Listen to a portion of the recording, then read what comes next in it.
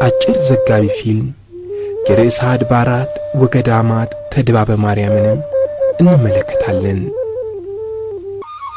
ርዕሰ አድባራት ወገዳማት ተድባበ ጽዮን ከቀዳማዊ ምኒልክ እስከ አብርሃ ወአጽብሃ ዘመነ መንግሥት።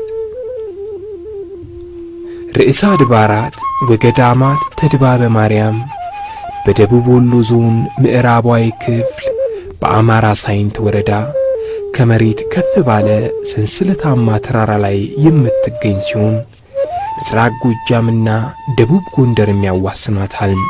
ቤተ ክርስቲያኗ የምትገኝበት ተራራ 12 በሮች ይገኙበታል። እነዚህም 12 በሮች የ12ቱ ነገደ እስራኤልና የ12ቱ ሐዋርያት ምሳሌዎች ናቸው። ርዕሰ አድባራት ወገዳማት ተድባበ ማርያም ከ2985 ዓመት ያላነሰ የታሪክ ዕድሜን ያስቆጠረች ጥንታዊት ቤተ ክርስቲያን ናት። ቀዳማዊ ምኒልክ በኢትዮጵያ በነገሰበት ዘመን የተመሠረተችም ሲሆን ደብተራ ኦሪት ሆና ሥርዓተ ኦሪት መሥዋዕተ ኦሪት የተሠራባት እንደሆነች የተለያዩ የታሪክ መጻሕፍት ያስረዳሉ። መጻሕፍቱ እንደሚተነትኑት ከ4515 ዓመተ ዓለም ከክርስቶስ ልደት በፊት ከሐዲስ ኪዳን በፊት ጀምሮ መሥዋዕተ ኦሪት ተሰውቶባታል።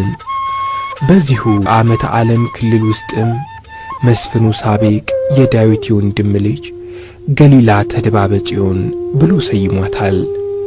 ተድባብ ማለት የቃሉ ትርጉም ከግዕዝ የተወሰደ ሲሆን ትርጉሙም ድጋፍ፣ ጫፍ መዛነቢያ፣ ድባብ፣ ታላቅ ጥላ ማለት ነው።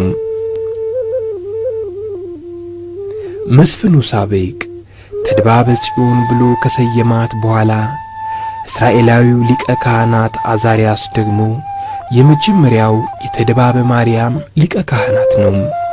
ቀዳማዊ ምኒልክ ወደ ኢትዮጵያ በመጣበት ጊዜ ሥርዓተ መንግሥቱ እንዲጸናለት በማሰብ 12000 የጦር ሠራዊትና 12000 አስተዳዳሪዎች 318 ሌዋውያን ካህናትን አስከትሎ መጥቶ ነበረ። የቤተ መቅደሱ አገልግሎት በ3 አበይት ክፍሎችም ይከፈል ነበር። አንደኛ ዕለታዊ አገልግሎት። ይህ አገልግሎት ጠዋትና ማታ የሚቃጠል መሥዋዕትን መሰዋት፣ ማብራቶችን ማብራት፣ ዕጣን ማጠን፣ ሰው የሚያመጣውን መሥዋዕት ማቅረብ ነበረ። ሁለተኛ ሳምንታዊ አገልግሎት። ይህ አገልግሎት በሳምንት በሰንበት ዕለት ኅብስተ ገጽ በገበታ ላይ የማኖር አገልግሎት ነው። ሦስተኛ ዓመታዊ አገልግሎት። ዓመታዊ አገልግሎት በማስተስሪያ ቀን ልዩ ሥርዓትን የመፈጸም አገልግሎት ነው። ከላይ የተገለጹት የአገልግሎት ዐይነቶች እስከ አዲስ ኪዳን መግቢያ ድረስ በርዕሰ አድባራት ወገዳማት ተድባበ ማርያም ሲፈጸሙ እንደነበር ይታወቃል። ስለዚህ በመንፈሳዊ አገልግሎት መሪው ሊቀ ካህናቱ አዛርያስ ሲሆን ሥርዓተ ኦሪቱን በምኵራብ ወይም በደብተራ ኦሪት ሲፈጽምና ሲያስፈጽም፣ በዓለማዊ አስተዳደር ደግሞ መሳፍንቱን መኳንንቱን የሚመራው የዳዊት የወንድም ልጅ መስፍኑ ሳቤቅ ነው። ከዚህም በተጨማሪ ሊቀ ካህናቱ አዛርያስና መስፍኑ ሳቤቅ ቅድስቲቱን ከተማ ኢየሩሳሌምን ለማስታወስ በተድባበ ጽዮን አካባቢ ያሉትን አገሮች በኢየሩሳሌም አካባቢ ባሉ ቦታዎች ስም ለመሰየም ሞክረዋል። ለምሳሌ ያህል ቤተ ክርስቲያኗ ተድባበ ጽዮን ያለችበትን ቦታ ገሊላ ሲሉት፣ በዙሪያው ያሉትን ደግሞ ደብረ ዘይት፣ ኬብሮን፣ ኢያሪኮ፣ ፍልስጤም፣ ሎዛ፣ ጋዛ፣ ኮሬብ፣ ደብረ ታቦር፣ ደብረ ሲና፣ አርሞንኤም፣ ኢየሩሳሌም ብለው ሰይሟቸዋል። እስካሁንም ድረስ በዚያው ስም ይጠራሉ።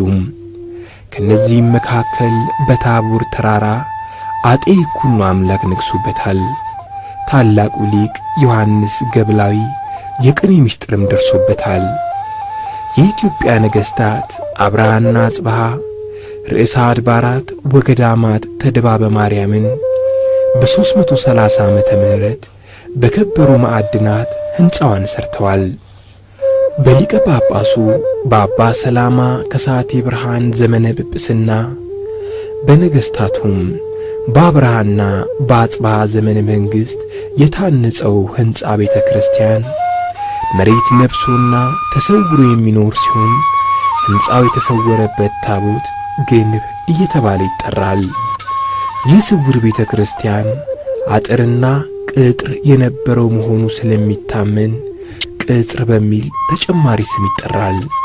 ነገሥታቱ አብርሃና አጽብሃ የርዕሰ አድባራት ወገዳማት ተድባበ ማርያምን ሕንፃ የሠሩት በአብርሃ ወአጽብሃ ገድል የተጻፈውም ቃል እንዲህ ይነበባል። ወአደው ፈለገ ተከዚ ወቦኡ ብሔረ አምሃራ ወሃነጹ በህየ መቅደሰ ወሰመይዋ ለይእቲ መቅደስ ተድባበ ማርያም ወሴሙ በውስቴታ በትራርክ ዘውእቱ ሊቀ ካህናት ወአልዓሉ ክብራ እምኩሎን አድባራት። ይህም ሲተረጎም የተከዚን ወንዝ ተሻግረው ምድረ አማራ ገቡም፣ በዚያም ቤተ መቅደስን ሠሩ። ይህችንም ቤተ መቅደስ ተድባበ ማርያም አሏት። በውስጧም በትርያርክን ሾሙ፣ ክብሯንም ከአድባራት በላይ ከፍ ከፍ አደረጉ። ርዕሰ አድባራት ወገዳማት ተድባበ ማርያም በዘመነ አብርሃ ወአጽብሃ በሊቀ ጳጳሱ በአባ ሰላማ ከሳቴ ብርሃን አመራር ሰጭነት 999 ሊቃውንት ከሠሩ በኋላ መርሃ ጽዮን በትርያርክ ሹመው ለእነርሱም መተዳደሪያ ርስት ጉልት ሰጥተዋል። እዚህ ላይ ልብ ማለት ያለብን ርዕሰ አድባራት ወገዳማት ተድባበ ማርያም በቀዳማዊ ምኒልክ ዘመነ መንግሥት መሥዋዕተ ኦሪት ከተሰዋባቸው 4 መናብርተ ጽዮን ከአክሱም ጽዮን ቀጥሎ በሁለተኛ ደረጃ ላይ የምትገኝ ሲሆን በዘመነ አብርሃ ወአጽብሃ